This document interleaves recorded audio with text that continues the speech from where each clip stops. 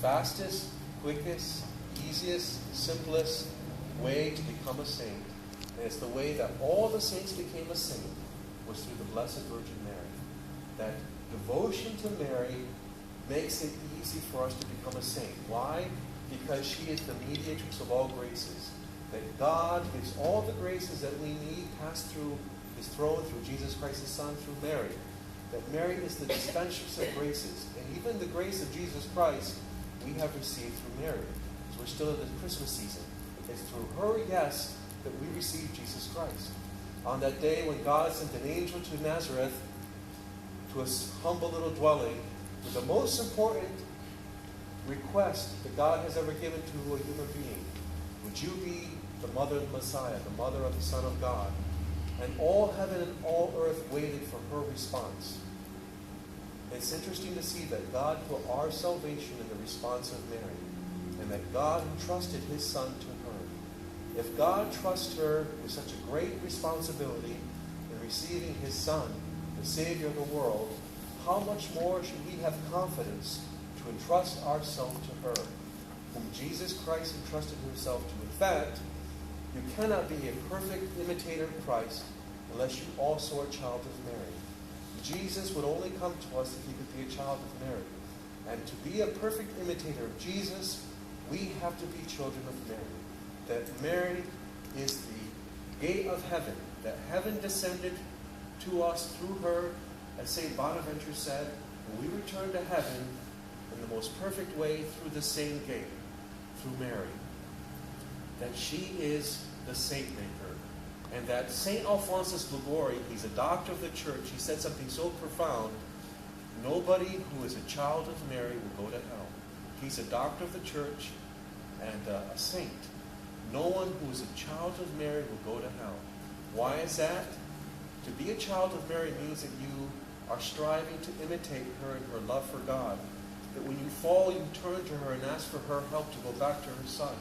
That you strive to be close to her and pray to her for help. And of course we say that in Hail Mary, pray for me now and at the hour of our death.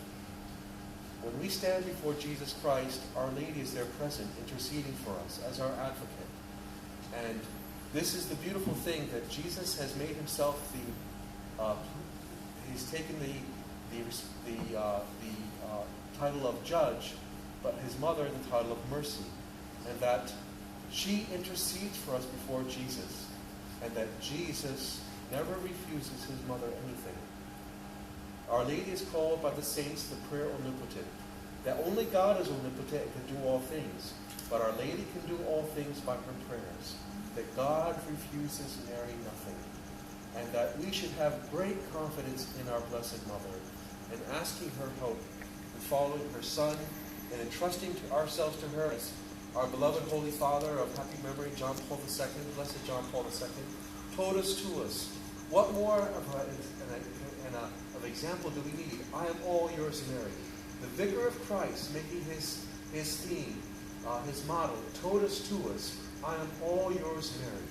To give yourself to Mary, to allow Mary to use you, to allow Mary to take control of your life and guide you on that path, is to be the most perfect way to follow Jesus Christ. Because through her we receive all the graces and the maternal help that we need in following her Son. One of the beautiful stories that I love to recount is from St. Alphonsus Liguori's book, Glories of Mary. There was a man that was living a very sinful life, and he and a friend were at a house of ill repute. And they had left this house. One of the friends, named Richard, had left the house early. Now, Richard, from his childhood, prayed 3 Hail Marys every day. His mother told him to pray 3 Hail Marys every day. And even though he was now living a very sinful life as an adult, he still said his 3 Hail Marys, not with devotion, but he said them. When he left this house of ill repute, went home, and he said his 3 Hail Marys before he went to bed.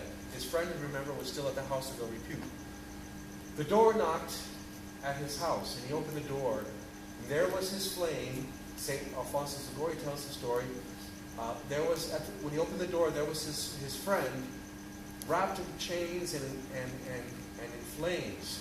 And he said, I am in hell. When I left that house of repute, I was murdered.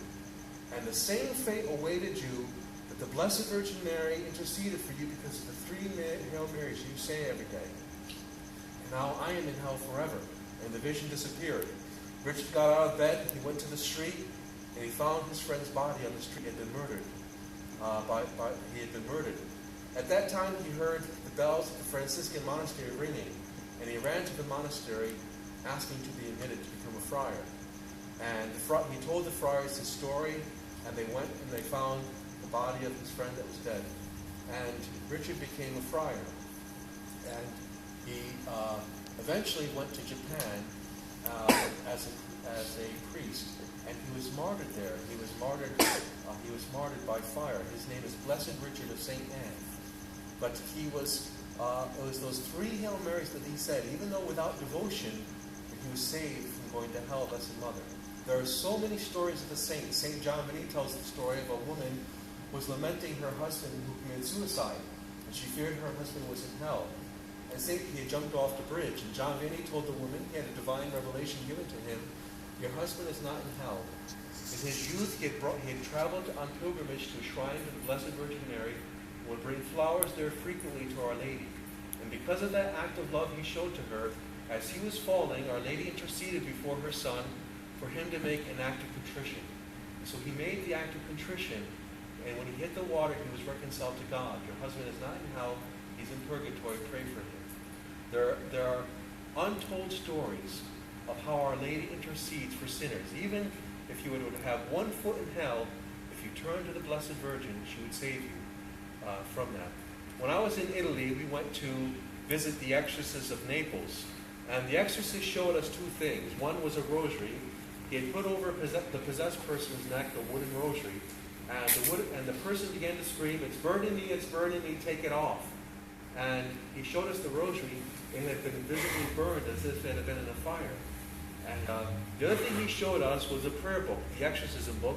When he went to do the exorcism, a holy card flew out of the book by itself and was on the floor, and he picked it up. It was the holy card of St. Michael the Archangel. And when he opened the book, he showed us the book.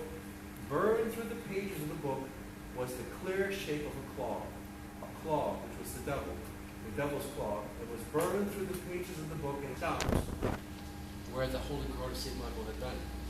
So Our Lady is to be for us a safe path in following her Son. In fact, Our Lady told Lucia when she appeared to the children of Fatima, I will never forsake you. My immaculate heart will be a refuge and the road that will lead you to God. The world, friends, families may abandon us. Our Blessed Mother will never abandon us.